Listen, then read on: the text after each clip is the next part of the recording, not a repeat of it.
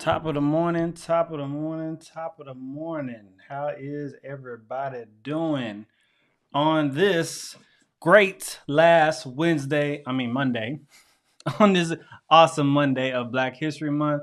How's everybody doing? Hope everybody's doing great, doing fine, doing phenomenal. We're going to get into it today. We're still going to continue our series on the Q1 comeback because here's the thing. Sometimes we need it more. Sometimes we need the same message with a different little bit of flavor just to continue the momentum, to continue us going forward, to continue the shift, to make sure that the boat continues to turn into the right direction and then keep going in the right direction. But comment below, how's everybody doing? How y'all feeling? Hope y'all are doing great. I'm great because my birthday is next week. So that means I'm going on vacation next week.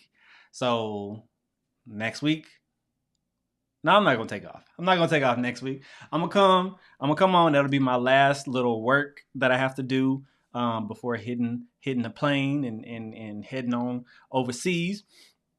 But for sure, that's why I'm excited. I'm blessed, highly favored on all those things. Plus, I got some pretty exciting things on the horizon that I'm working on. Let me make sure my mic is good. Everything's good. Check, check, check. All right, cool. All right, let's go ahead and get into it because the little things oftentimes is what get people caught up. That's what really separates the people that are good really from the great. And sometimes it's the little things that are keeping you from going to the place that you wanted to go to. Not just in your business, not just on your job, but also in your personal life as well. It's the little things that we neglect, that we don't master, that often are hanging us up. Right? And this was kind of inspired by a couple of things that I was watching. See, I know I like to watch Netflix here and there. I like to watch all the things. And of course, me being a basketball fan, the Court of Gold on Netflix. That's about the the men's side of Olympic basketball. So following a couple of different teams and seeing like their behind the scenes with their thoughts, their interviews, their leading up to them performing at the Olympics, right?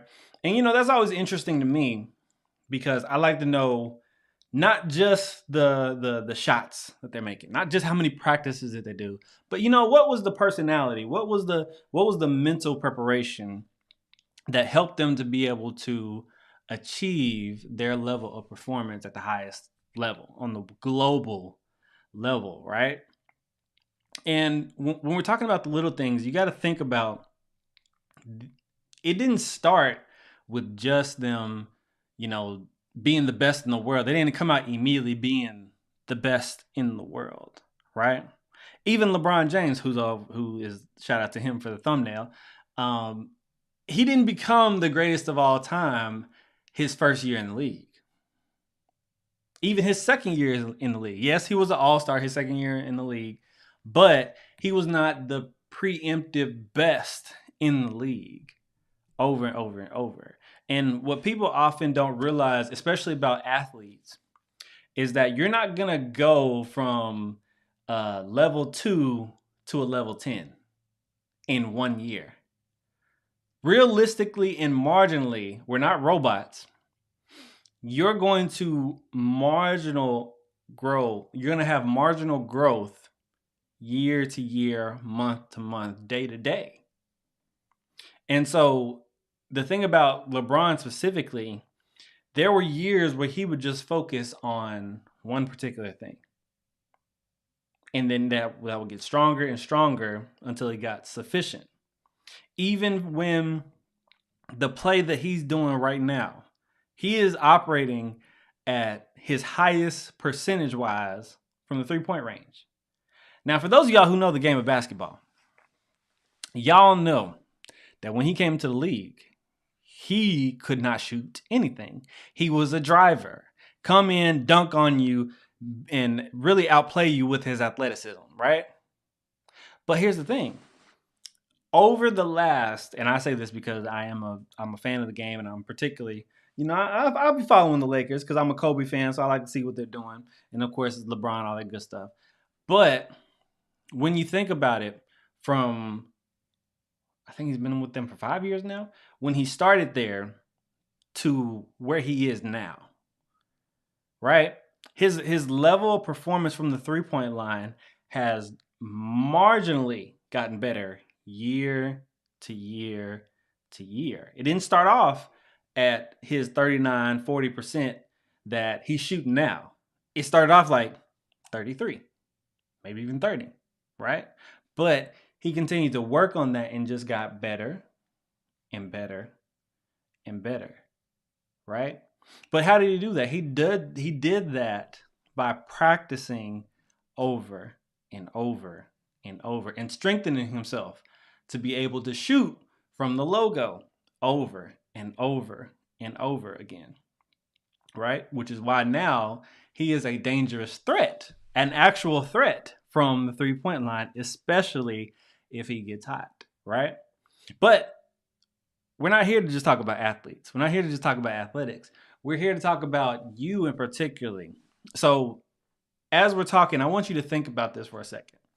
What are the little things? What is one, two, maybe even three little things that I can work on that would contribute to me being a better business owner, to me being a better employee, to me being a better athlete, to me being a better whatever your field of professional work is? What are the little things that I can work on that I can, intentionally contribute, right? Can contribute to me being successful, right? And so when we think about this from a mental performance standpoint, I want you to think about it like this.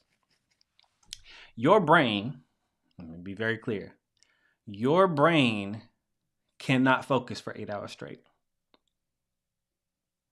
It can't. Your brain cannot sit and do focused emails, creating whatever you're doing for your job, whatever your aspect, whether you're in marketing, whether you're in sales, whatever the case may be. It cannot sit here and do the same thing for 8 hours straight. It can't even sit here and do that for 3 hours straight. Your brain can only sit and focus and do a monotonous task. I won't say monotonous because that makes it seem like it's boring. But it can't sit here and do the same task at the same clip for really about longer than about 45 minutes. It starts to dip down after about 20, 30, and 45. That's when it takes a huge slump, right? And so let's say one thing that you do is every so often you have a timed break where you either get up from your desk and walk around the complex, or you sit here and you switch to something else.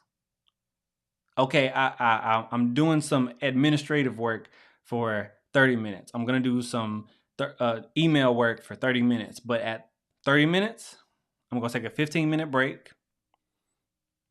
I might watch something on YouTube. I might respond to some phone calls. I might do this.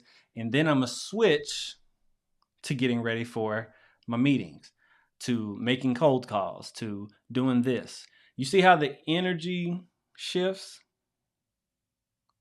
And then maybe circle back. Get what I'm saying? So what is one little small thing that you can shift from that perspective? Another mental thing that you can do, and a lot of y'all probably don't even think about this, but if you are about to make a call, if you're about to go up there and present, if you are about to, do anything that has to bring a level of extrovert or a level of performance out of you. And by performance, I mean like I got to demonstrate something. Get what I'm saying? Maybe you can take some time, and by some time, I literally mean like 5 minutes, to just visualize what you're going to do. Just before I got on this live, I sat back before I set everything up here in my home studio. I sat back and I really visualized what I wanted to say, how I wanted to say it, so on and so forth like that. Now, did I have it perfect? Of course not. But me sitting back and saying, okay, I want to have a level of energy. I want to have a level. I've been working all day. I've been ripping and running a little bit. I've been having meetings and stuff, but I want to come on here with a level of energy. I want to come on here with a level of excitement. And I visualize that, right? And so before you go into a meeting, before you go and start making phone calls, before you start typing up cold emails, just take a second, really about 3 minutes, because visualizations are not meant to be long, but take a short amount of time and really just begin to lock in and picture yourself being successful. Picture yourself winning. That's what some of these athletes are doing, and that we can apply to our own life and our professional life. This is especially true for the Olympic track athletes. I don't know if you ever noticed, but before they get out the blocks, before they even get into the blocks, a lot of them are often moving. They're jumping. They're saying things to themselves, right? And then there's some of them that are really just like they got nerves, like they're getting overwhelmed. And the ones that perform at the highest level are locking in mentally. They're walking through how they want to run the race.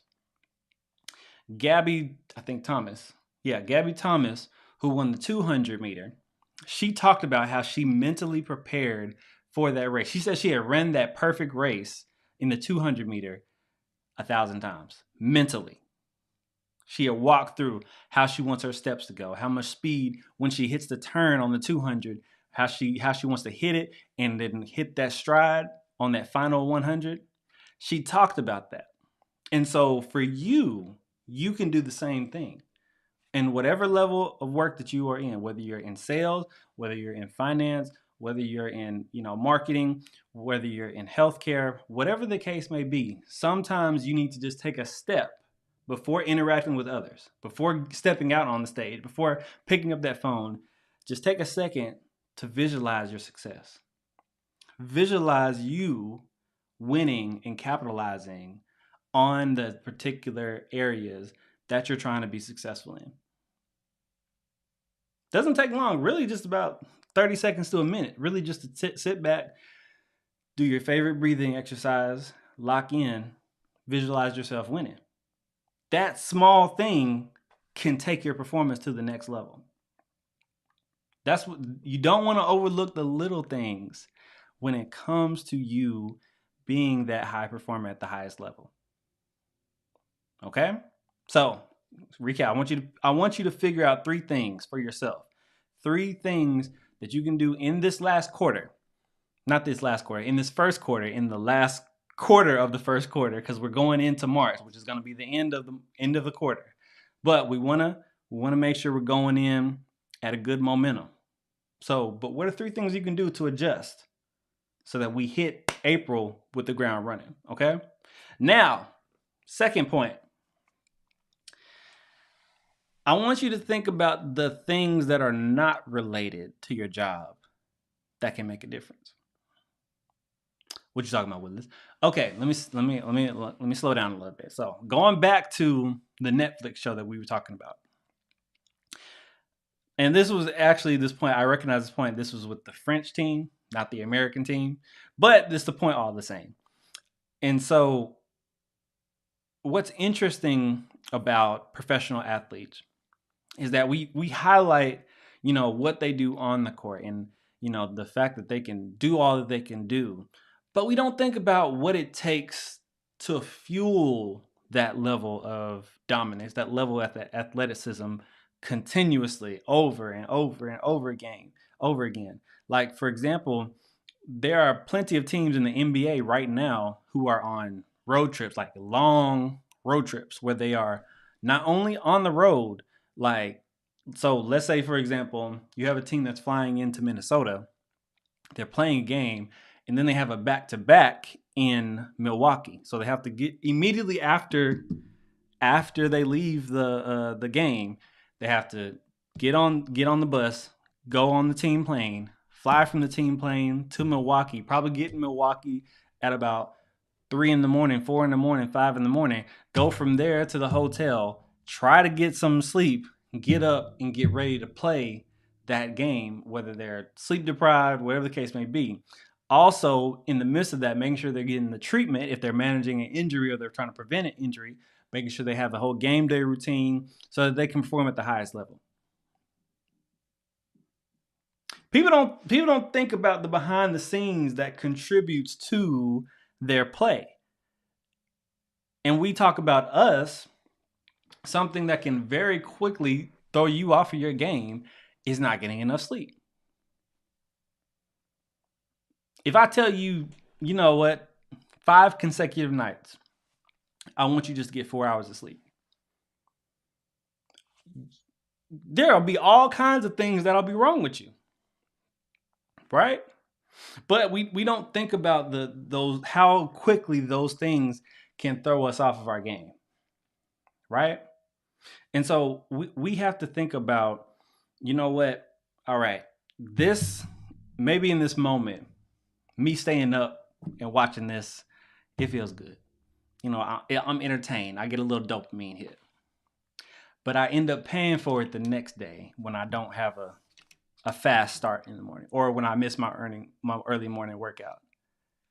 We don't think about that, right?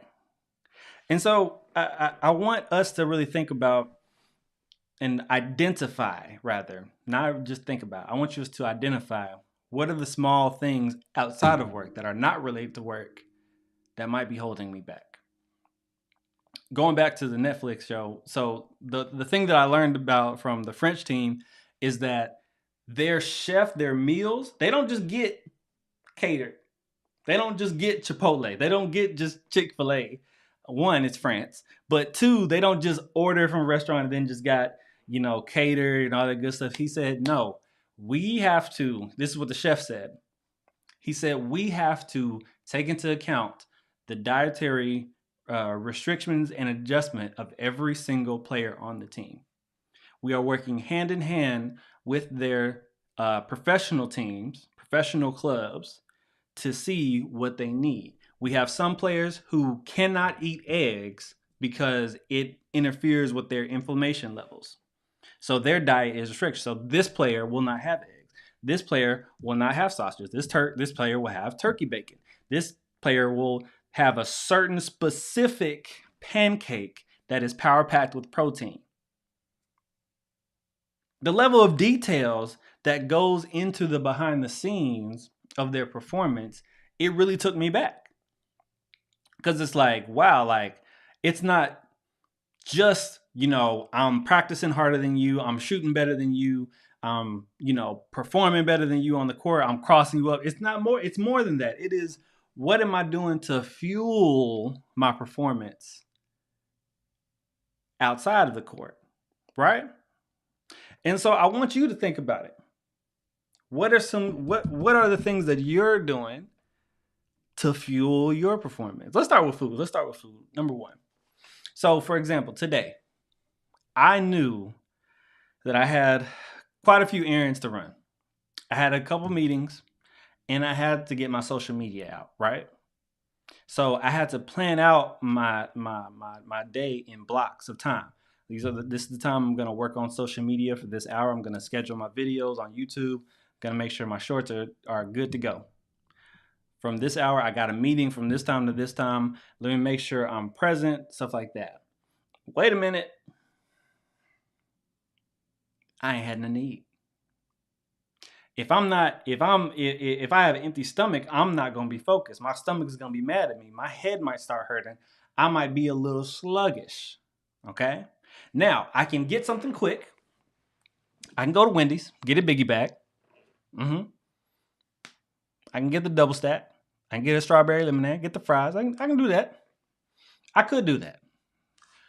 Or I can get something that's going to fuel my brain, fuel my body, give me the right amount of nutrients, and I can go to tropical smoothie and get a grilled chicken sandwich with the flatbread and get the strawberry, not strawberry, the sunrise sunset smoothie. You know what I'm saying? Like, so it's a small difference like that can literally make a huge difference in your day, in your performance, in your productivity. Because maybe if I had got the double stack biggie bag in the middle of the day, my attention, my sluggishness, because we know what happens when you get the itis, right? We know what happens when we get full, when we get in something that's nice and greasy. We slow down. We're not as sharp. We're not as laser focused, right? And so that if I had made the decision to hit that, I might not have gotten as much done as I did. But I made the conscious decision to eat something fresh in the middle of the day. Now, am I saying that I will never eat a double stack biggie bag? Absolutely not. But I'm saying me making the decision of when to have it. When I'm trying to perform, maybe that's the time I need to take a step back and just focus on something that's going to give me energy instead of slowing me down. Right? I can have the slow down food in the evening, but not in the middle of the day when I need to be the most productive. These are the little adjustments that I'm talking about. But it's not just simply that. It's also our relations as well. Cameron, what you talking about relations? I'm talking about, this is for those of you who are in intimate, monogamous relationships. What is something that you can do for your partner to make them happy? Am I saying buy some dozen roses of flowers? No. Am I saying you got to do? No. What I'm saying is, what are the small things that you know you can do to make them happy? What is something that you can do to make their plate a little bit easier? Maybe you're an entrepreneur, maybe they're an entrepreneur, maybe they're working in corporate, maybe they're busting their butt as well. And maybe just making sure that everything is taken care of around the house. Or not even making sure that everything's doing something around the house. Because here's the thing. As somebody who is married,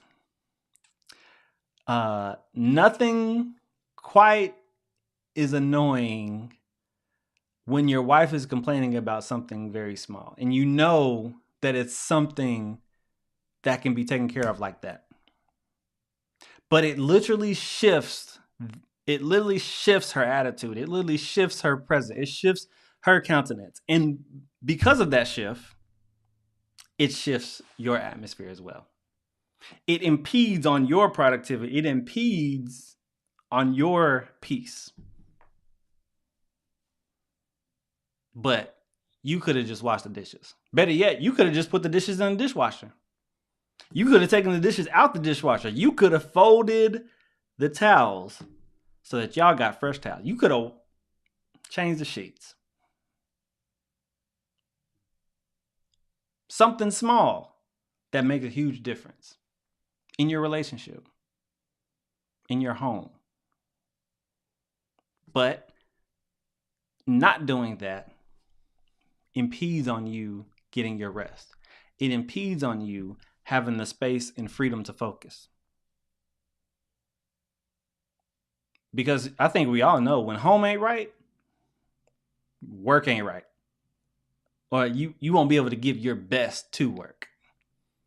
You may get it done. You may be able to, achieve, but you got it on the back of your head. Or it's like, dang, when I leave here, I gotta go home. Instead of saying, man, I can't wait to go home. You feel what I'm saying? Little things. I want to challenge you. Right now. Lock in. What are the things related to work, on the job, on your business, on your career that you can lock in on in these last 5 weeks? What are the things that are not related that you can lock in on? 1 to 3 things. Don't make it complicated. Don't make a laundry list. 1 to 3 things in both of these areas that you can just lock in and say, you know what? I'm going to work on this. Because if I start working on this now, it's going to build momentum going into quarter 2, and then we'll really be off to the races. When everybody else is slowing behind, everybody else is recovering and playing catch up, I'll be already 3 steps ahead. Really want to challenge you for that. I want to challenge you to really implement these mental health techniques. I want to challenge you to really implement them into your schedule. Focus on the things that really contribute to that mental performance, helping you lock in, help you maintain your focus, help you have that mental resilience that you need to. That's why I do these every week. That's why I'm pushing the Turn Your Stress Off mini course. Hit the link below, get 25% off. That's why I promote it, because you have no idea how much more you get done, how much more productive you are, how much your performance will increase when you learn how to implement these day to day. That's the importance of this. Okay? Now, if all hearts and minds are clear, make sure and check comments. Appreciate the like. Appreciate y'all for tuning in. But if all hearts and minds are clear, I'm gonna go. What am I gonna do? I'm gonna go work out. I've been working out a lot lately. Anyway, I'm gonna go ahead and get out of here. I'll see y'all next week. Yeah. See y'all next week.